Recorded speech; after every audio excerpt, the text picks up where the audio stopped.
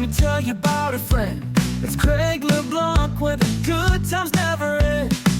Talking Parks and Rec, it's a show you gotta know. Welcome one and all to the Daily Parks and Rec Show. It's the Daily Parks and Rec Show. Mark my word, this is the largest disruption coming to Parks and Recreation, autonomous lawnmowers. I know you've heard about them. I know you've seen them. I've reached out to about 6 companies that do this well, that are actually building these machines, and I want them to kind of showcase them here. This is a massive man-hour draw on all things Parks and Recreation. Welcome to the Daily Parks and Recreation Show. Today, we're bringing you the future of facility maintenance, from smart cities and IoT technology to robotic lawnmowers that take the grunt work out of park care. We'll dive into how these innovations are saving time, money, and resources, all while making our parks more sustainable. Get ready to learn how smart technology is changing the game in park management and keeping our communities thriving. Let's jump in.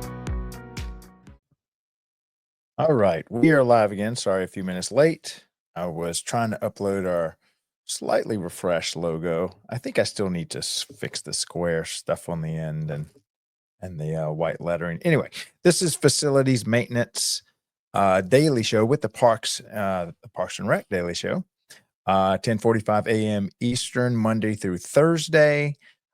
We've actually got our first guest lined up for next week on Monday. It is Garrett, and he has been a previous guest on the show.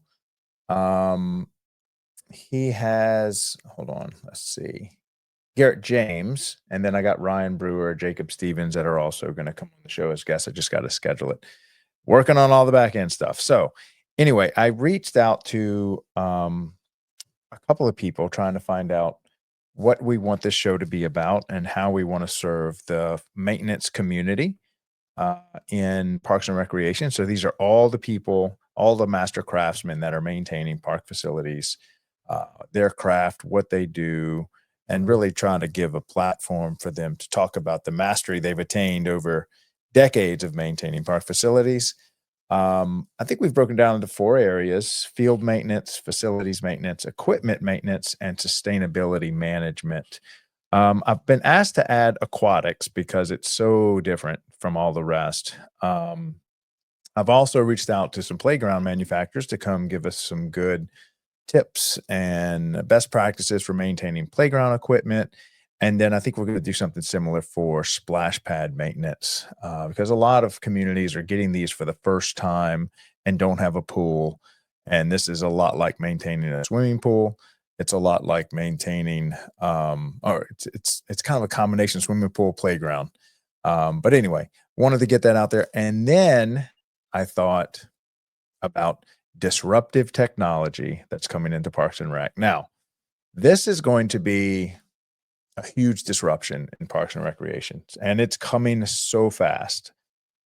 This is the robotics. And so some of you have heard about and have even purchased and started to play with, still very few, the field striper, the robotics field striper. So everyone knows there's this little autonomous robot you can set up, and it does all the striping on your athletic fields. So I reached out to a couple of companies to come showcase what they're doing and how many hours this is going to save and delete forever from your workload in Parks and Recreation. No longer having to stripe field by hand with a person pushing a little sprayer thingy, but these robots can stripe it on their own autonomously. The next big disruption, and this will probably be the mark my word, this is the largest disruption coming to Parks and Recreation, autonomous lawnmowers. I know you've heard about them. I know you've seen them. I've reached out to about 6 companies that do this well, that are actually building these machines, and I want them to kind of showcase them here. This is a massive man-hour draw on all things Parks and Recreation. And so as we're able to have robots do a lot of the field striping and a lot of the major grass cutting, you're still going to need workers to do, at least for the time being, to do like the edging and a lot of the detailed work. maybe even the pressure washing. I mean, think of a whole sports facility, all the maintenance that goes into it. Um, that's not maybe cutting the main field. And so all that still has to be done. So I picture this kind of being like a shepherd with a herd. So you've got your field maintenance people are going to be managing the robots cutting the grass. They still have to have, what's the maintenance on these? Um, what's the setup look like? These things now have to have charging stations. They have like little huts that they sit in. Um, and then what's the maintenance on the batteries? Some of these are gas powered. This is really a brand new field that's just being born. And so I really want to cover that because this is going to bring in huge labor efficiencies into the industry. And I'm not sure as to all the man hours deployed in Parks and Rec. So let's say you have 100 Parks and Rec employees working 40 hours a week. So that's 4,000 man hours per week. I wonder how many of those man hours are on top of a lawnmower cutting grass. Now, a lot of the people that cut grass still have to maintain their equipment. They got to clean it, hose it off. They got to bring it to a facility to cut grass. They got to bring it back to the shop. Some of them are kept on site, so you got to transport this stuff, and then you got to fuel it up, charge it up, make sure the maintenance and upkeep and the blades are sharpened and that oil, whatever. And so all that still has to be done, but the actual bulk of sitting on the lawnmower, cutting the grass, that's going to be done by robots. It's coming very soon. I'm shocked at what's already out there, but this is going to be a huge cost savings for Parks and Recreation. Of the 100 people and the 4,000 man hours that you might have on a park, as an example, I'd like to get to the number of how many of those 4,000 man hours per week are sitting on top of a lawnmower, and then also sitting on top of a sprayer, just to kind of wrap your head around what is the true labor cost savings. Now, this will free up a lot of that same manpower to do a lot of other work. Parks and Rec always has a huge backlog of deferred maintenance. And so maybe we can start chewing on that deferred maintenance because we're not sitting on top of a lawnmower for 7 hours. Now you can kind of retool, get more done with less time. And so these are the disruptive technologies in maintenance that I'd like to cover. And then there's also some control stuff. I want to start looking into smart cities. What's the technology that's coming in to automate a lot of the things that we maybe do by hand? Because a lot of times if something breaks or if a light's left on, typically you have to have somebody drive out in their truck, hit the manual switch, turn it off. A lot of this can be done through Internet of Things. So I've always been attracted to this part of the world, which is automation, Internet of Things, smart cities, robotics. And I think that's something that's not covered by anyone ever because it's brand new. So no one covers this because it's real time being invented as we speak. And so I do have some connections in this industry, in this world. This is kind of the world I kind of came out of a little bit. But I really want to start showcasing the companies that are coming in and doing this and trying to get this cost savings technology, cost saving robotics out into the industry so that we can really do the most with the amount of money that we have in Parks and Rec. Because if we're spending time doing something that has been automated, can be automated, will be automated, then we're really just wasting time and resources that are already desperately needed. Maybe we can shift some of this stuff into programming.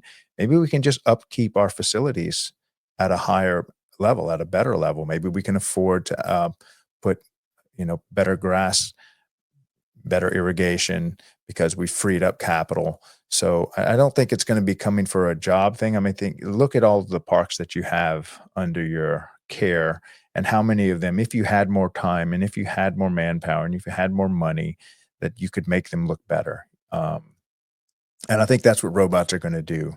They're just going to add huge time efficiencies so that you can redeploy those man hours in bigger and better ways.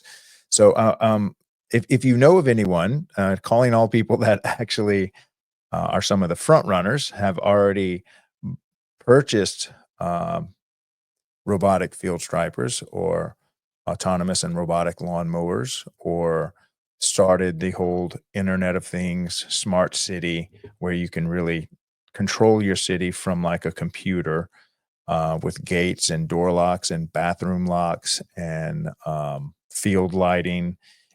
This is the kind of topic I think that I would certainly enjoy.